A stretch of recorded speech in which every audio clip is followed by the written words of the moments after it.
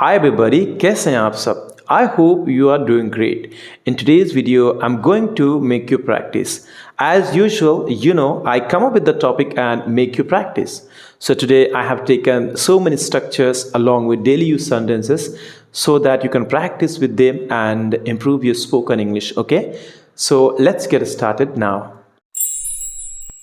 So guys, the first topic would be refrain from. Refrain from का मतलब होता है से बचना, मतलब किसी चीज़ से बचना, अवॉइड करना उस चीज़ को, उस जगह पे आप refrain को यूज़ कर सकते हैं। ओके, refrain from से बचना मतलब परहेज करना। ओके, जैसे जंक फूड खाने से बचिए, यह अस्वस्थ है। फल और सब्जियां खाएं, वे पौष्टिक हैं। Refrain from eating junk food, it is unhealthy. Eat fruits and vegetables, they are nutritious. पानी बर्बाद करने से बचें, यह एक कीमती रिसोर्सेस है। उपयोग ना होने पर मतलब उपयोग में नहीं है तो नल बंद कर दीजिए। पानी की संरक्षण करें मतलब सेव करें। Okay, refrain from wasting water, it is a precious resources. Turn off the tap when not in use मतलब when it is not in use. Okay, short में आप कह सकते हैं when not in use. Conserve water मतलब संरक्षण मतलब save करिए। The next topic would be abstain from. abstain from का मतलब होता है से बचना, मतलब सेम मीनिंग ये भी रखता है। ओके, किसी चीज़ से परहेज करना, बचना। जैसे धूम्रपान से परहेज करें, यह स्वास्थ्य के लिए हानिकारक है। abstain from smoking, it is harmful to health. गुस्सा से परहेज करें, यह समस्याएं पैदा कर सकता है। abstain from anger, it can cause problems. Riya को चॉकलेट बहुत पसंद थी, वह हर दिन चॉकलेट खाती थी। उसकी माँ ने उसे बहुत सारी चॉकलेट खाने से परहेज करने को कहा। Riya loved chocolates, she ate them every day. Her mother told her to abstain from eating too many chocolates. So the next topic would be all thanks to. All thanks to का मतलब होता है के बदौलत, की वजह से, की वजह से। अक्सर हम कहते हैं ना आपकी बदौलत मैंने ये अचीव किया है, उस जगह पे आप यूज़ करिए all thanks to you. Okay, all thanks to you या फिर केवल थैंक्स टू यू। सिंपली आप थैंक्स टू को भी यूज़ कर सकते हैं। अगर आप चाहते तो ऑल को लगाइए, अच्छा रहेगा। ठीक है, जैसे कल मैं बहुत थका हुआ महसूस कर रहा था, मुझे बहुत काम करना था। मेरे दोस्त की बदौलत उसने मुझे अपना काम जल्दी खत्म करने में मदद करी। Yesterday I was feeling very tired. I had a lot of work to do. All thanks to my friend. He helped me finish my work early. अपना काम खत्म करने के बाद मैं पार्क में टहलने गया। ताज़ी हवा की बदौलत मुझे बहुत अच्छा लगा। After finishing my work I went for a walk in the park. All thanks to the fresh air I felt much better. So the next topic would be in favour of. In favour of का मतलब होता है के पक्ष में, मतलब के तरफ, के side. Okay, in favour of, वह घर से काम करने के पक्ष में है। उसका मानना है कि इससे तनाव कम होता है और वर्क लाइफ बैलेंस में सुधार होता है। She is in favour of working from home. She beliefs it reduces stress and improves work life balance. वह पब्लिक ट्रांसपोर्ट का उपयोग करने के पक्ष में है। उसे लगता है कि यह पर्यावरण के लिए बेहतर है। वह हमेशा बस या ट्रेन से काम पर जाती है। She is in favour of using public transport. She thinks it's better for the environment. She always takes the bus और द ट्रेन टू वर्क।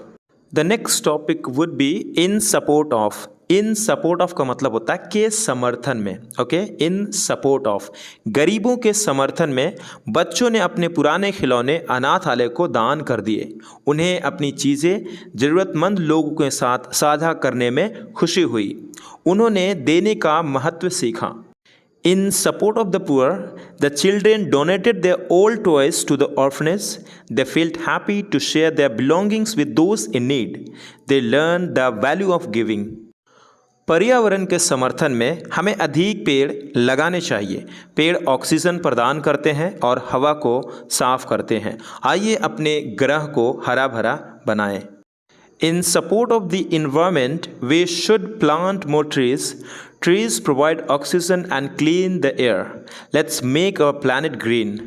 अगला टॉपिक है for the benefit of. For the benefit of का मतलब फ़ायदे के लिए। जैसे अपने भविष्य के बेनिफिट के लिए टॉम पैसा बचाता है। वह एक बैंक खाता खोलता है और नियमित रूप से पैसा जमा करता है। वह इस पैसे का उपयोग अपनी उच्च शिक्षा के लिए करने की योजना बनाता है। For the benefit of his future, Tom saves money. He opens a bank account and deposits money regularly. He plans to use this money for his higher studies. Next one is with the help of. With the help of का मतलब होता है कि मदद से, मतलब किसी चीज़ की मदद से, उस जगह पे आप विद द हेल्प ऑफ को यूज़ कर सकते हैं। जैसे एक चाकू की मदद से टॉम ने केक को स्लाइस में काटा, उसने स्लाइस को प्लेटों में रखा और अपने परिवार को परोसा। सभी ने स्वादिष्ट केक का आनंद लिया। With the help of a knife Tom cut the cake into slices. He put the slices on plates and served them to his family. Everyone enjoyed the delicious cake. Tom cake बनाना चाहता था। अपनी माँ की मदद से उसने सामग्री इकट्ठी करी, उसने अंडे फोड़े, आटा मापा और चीनी डाली। Tom wanted to bake a cake with the help of his mother. He gathered the ingredients, he cracked eggs, measured flour and added sugar. Next one is as per. As per का मतलब होता है के अनुसार। Okay, as per you, as per him, जो भी आप object रखना चाहते हैं रख सकते हैं। जैसे अपने दोस्त की सलाह के अनुसार मैं जिम ज्वाइन करूंगा, यह मुझे फिट रहने में मदद करेगा। As per my friend's advice I will join the gym, it will help me stay fit. Doctor के निर्देशानुसार मैं दिन में 2 बार दवा लूँगा, मुझे उम्मीद है कि मैं जल्द ही ठीक हो जाऊँगा। Okay, as per the doctor's instructions, I will take the medicine twice a day. I hope I will recover soon. Next one is in accordance with. In accordance with का मतलब होता है के अनुसार। Okay, इसका भी मतलब होता है के अनुसार। In accordance with.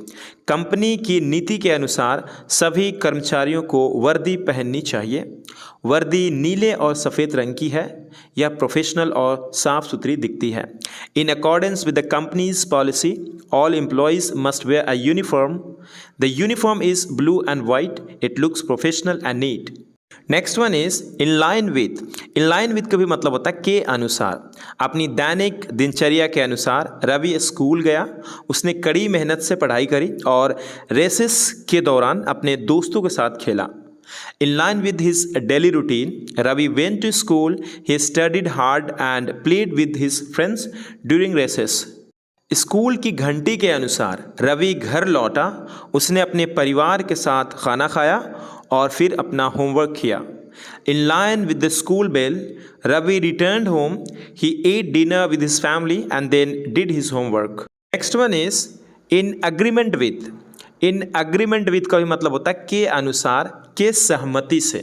उस जगह पे भी आप इन अग्रीमेंट विद को यूज़ कर सकते हैं। जैसे डॉक्टर की सलाह के अनुसार मैंने स्वस्थ भोजन खाना शुरू किया और नियमित रूप से व्यायाम करने लगा।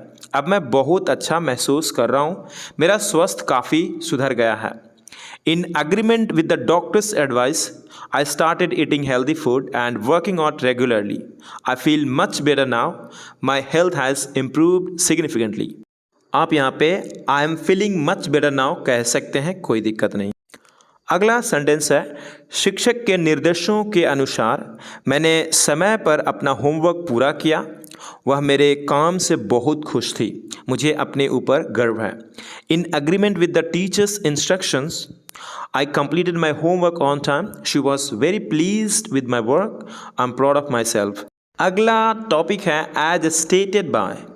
As stated by का मतलब होता है जैसे कि बताया है या फिर था के अनुसार। इसका भी मतलब होता है उसके मुताबिक, के अनुसार, जैसा कि बताया गया है उस जगह पे एज स्टेटेड बाय को यूज़ करते हैं। ओके, यहाँ पे था इसलिए क्योंकि अगर पास्ट में कही गई बातें एज स्टेटेड बाय वहाँ पे भी आप लगा सकते हैं। जैसा कि डॉक्टर ने बताया है मुझे स्वस्थ भोजन खाना चाहिए और नियमित रूप से एक्सरसाइज करना चाहिए, व्यायाम करना चाहिए।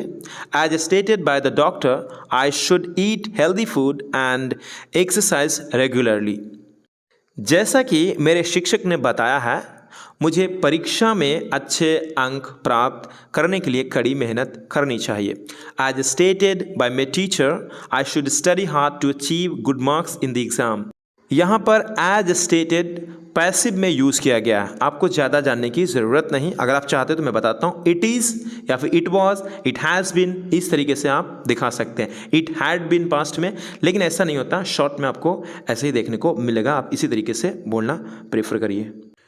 नेक्स्ट वन इज एट या फिर ऑन द इंस्टेंस ऑफ, के उकसाने पर, के कहने पर। जैसे वह तुम्हें छोड़ देता है बॉस के कहने पर।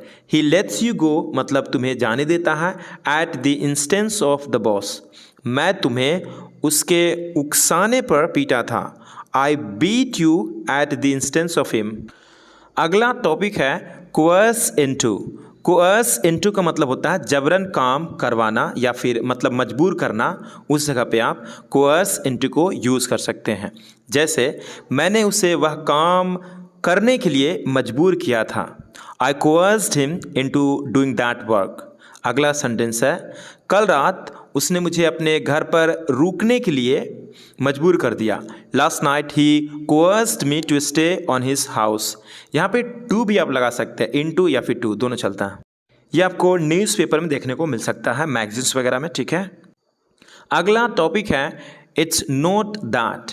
इट्स नॉट दैट का मतलब होता है ऐसा बात नहीं है कि, ऐसा नहीं है कि। कहने का मतलब ये और भी कॉन्टेक्स्ट आप बताना चाहते हैं और भी क्लैरिफाई करना चाहते हैं, उस जगह पे आप कहते हैं इट्स नॉट दैट मतलब ऐसा नहीं है, बल्कि मतलब मैं तो यही चाहता हूँ, ऐसा नहीं है। उस जगह पे आप इट्स नॉट दैट आप यूज़ कर सकते हैं। जैसे ऐसा नहीं है कि मैं तुम्हें पसंद नहीं करता, लेकिन मुझे बस कुछ समय अकेले में बिताना चाहिए।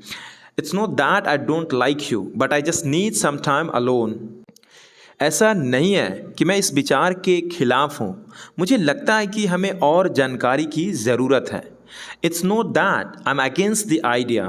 I just think we need more information. Next one is the point isn't that.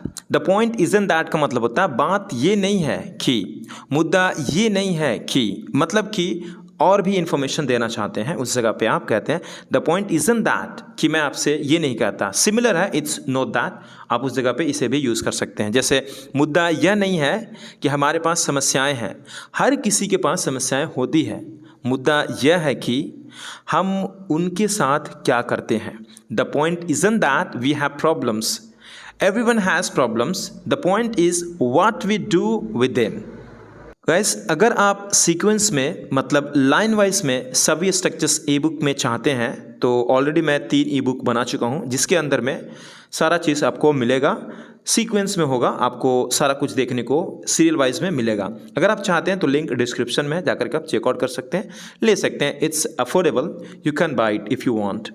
तो अगला एग्जाम्पल्स है मुद्दा यह नहीं कि हम ही असफल होते हैं, हर कोई कभी कभी असफल होता है। मुद्दा यह है कि अपनी समस्याओं से सीखते हैं। The point isn't that we do fail, हम ही फेल होते हैं। ओके, यानी एम्फेटिक में बनाए हैं। Everyone fail sometimes, the point is that we learn from our failures. बात ये नहीं है कि जीवन हमेशा आसान होता है, जीवन शायद ही कभी आसान हो। मुद्दा यह है कि मतलब बात यह है कि हम यात्रा में आनंद पाते हैं, मिलता है, आनंद मिलता है। Okay, the point isn't that life is always easy, life is rarely easy, the point is that we find joy in the journey. Next one is I don't mean to say that. I don't mean to say that का मतलब होता है मेरा कहने का मतलब यह नहीं कि, और जो भी कहना चाहते हैं, जैसे मेरा कहने का मतलब यह नहीं कि मैं तुमसे बेहतर हूँ, हम सभी बराबर हैं। I don't mean to say that I am better than you, we are all equal. मेरा कहने का मतलब यह नहीं कि तुम गलत हो, बस हमारे विचार अलग अलग हैं। I don't mean to say that you are wrong, we just have different opinions. Next one is by the time. By the time का मतलब होता है जब तक। ओके, जब तक तुम मेरे साथ हो मुझे कोई भी छू नहीं सकेगा। By the time you are with me nobody will touch me ever. जब तक मैं तुम्हारे पास रहूँगा मैं सेफ रहूँगा। By the time I live with you I will be safe. जब तक वह यहाँ रहेगी मैं कुछ नहीं कर पाऊँगा। By the time she lives here I won't be able to do anything. जब तक तुम यहाँ रहोगे मैं नहीं जाऊँगा। By the time you stay here I won't go. Next one is soon after. Soon after का मतलब तुरंत बाद। ओके, यह करने के तुरंत बाद मैं तुमसे मिलता हूँ। I meet you soon after completing this. उसे करते ही वह निकल गया। She left soon after finishing that. Graduation करते ही मुझे जॉब मिल गया। I got a job soon after doing graduation. वह तुरंत एक बिजनेस करने के बाद एक और स्टार्ट करेगा। He will start one more business soon after doing the first one. In a sense, in a sense का मतलब होता है एक तरीके से या फिर एक मायने में। एक तरीके से वह ठीक है, that is okay in a sense. एक तरीके से वह ठीक बोल रहा था, he was saying right in a sense. एक तरीके से ठीक ही है, उसे जाने दो, that's okay in a sense, let her go. एक मायने में वह ठीक ही कह रहा है, हम सब उसे भी खेलने देते हैं।